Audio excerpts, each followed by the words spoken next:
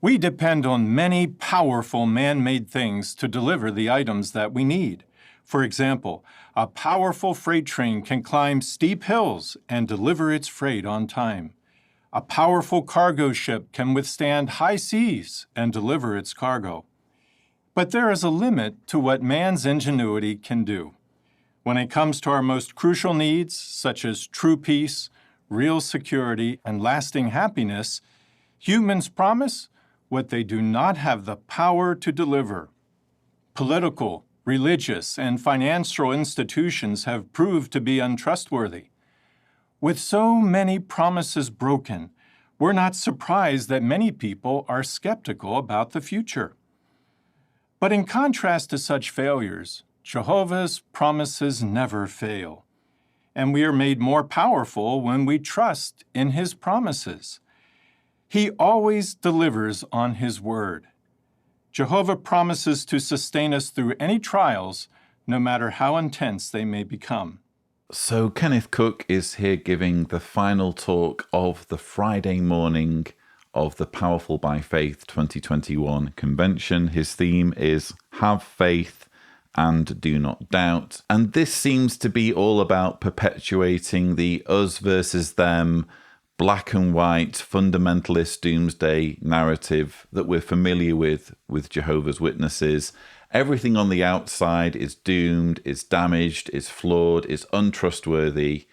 In order to have any kind of happiness or security or peace or satisfaction, you need to embrace the authority of the governing body, which, by happy coincidence, includes me, Ken Cook.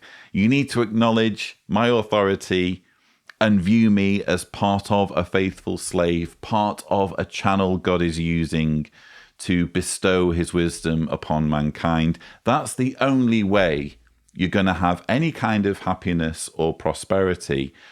And what I find interesting in this talk is the language regarding skepticism. Kenneth Cook says, Political, religious, and financial institutions have proved to be untrustworthy. With so many promises broken, we're not surprised that many people are skeptical about the future. Apparently, it's undesirable for people to be skeptical, in this case, skeptical about the future. And we're going to hear Kenneth Cook talk about skepticism later in the talk. But what does skeptical mean? Well, if we go on Google, skeptical means not easily convinced, having doubts or reservations.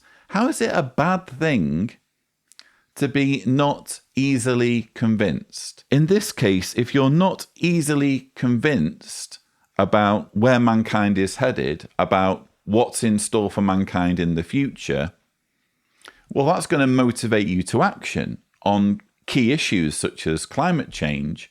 You're going to be proactive. You're going to try and stop anything bad happening in the future.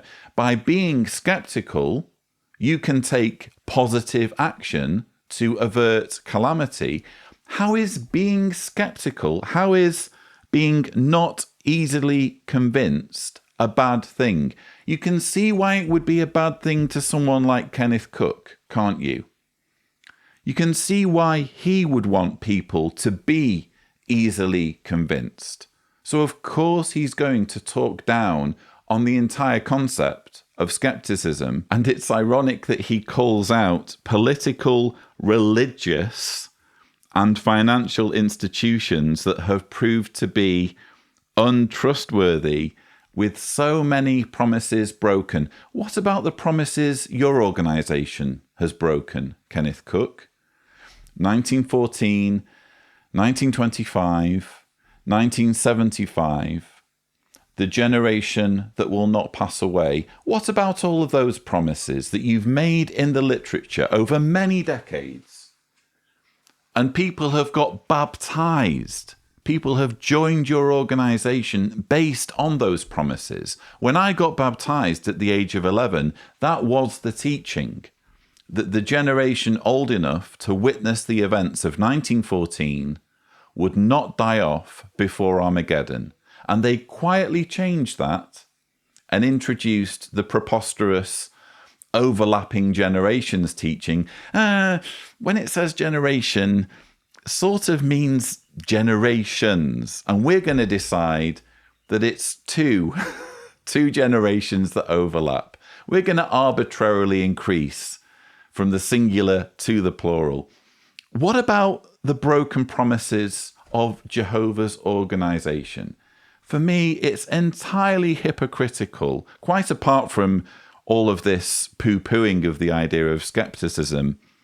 It's entirely hypocritical for Kenneth Cook to be pointing the finger elsewhere when he's talking about broken promises. Another important step that we listed is to avoid situations that increase temptation. Stay away from people whose speech and conduct make wrongdoing look attractive. Remove yourself from situations where you know you're going to face temptations. Surround yourself with friends who encourage you to do what is right. What is it with Kenneth Cook, or Cardboard Ken as I like to call him? What is it with Ken's obsession with bad association? Help your students to replace bad associations with good ones. It's also important to help your Bible student understand that bad association is not limited to morally debased people.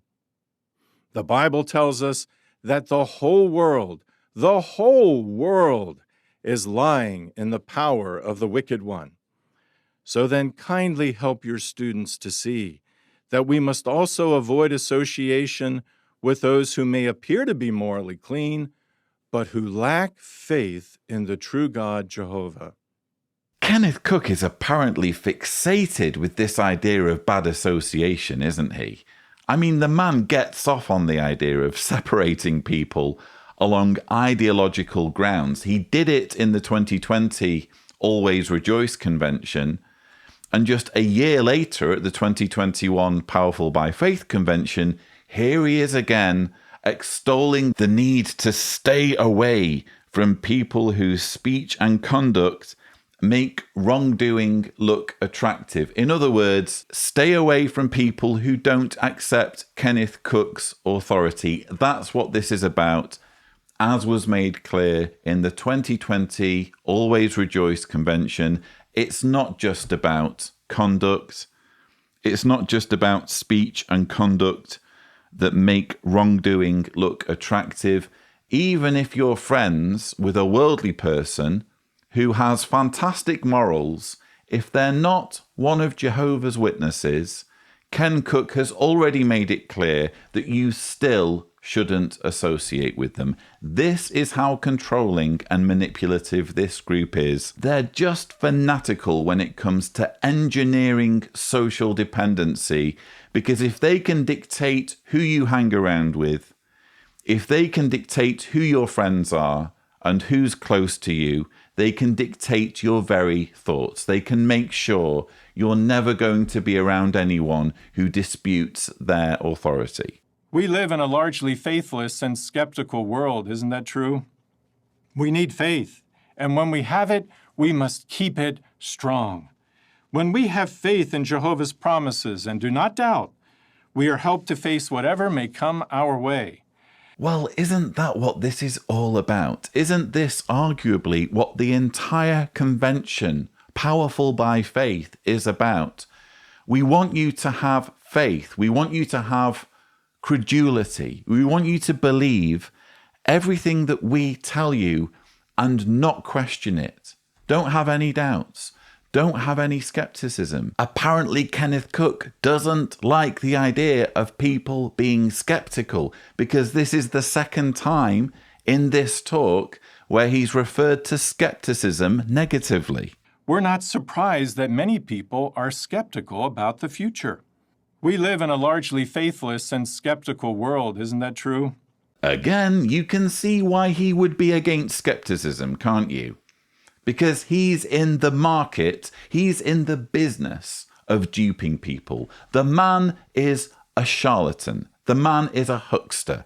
He just wants to rope people along and persuade people that his authority must go unchallenged, must be embraced. He has a say in how people live their lives, in micromanaging people's lives, of course he's going to be averse to the concept of skepticism, to the concept of, what was the definition, not being easily convinced, having doubts or reservations. He's going to hate that, as will the rest of the governing body. What they want from people is unquestioning faith and blind credulity in whatever they say, because once you capitulate to Jehovah's Witness beliefs, hook, line and sinker, then you can be controlled.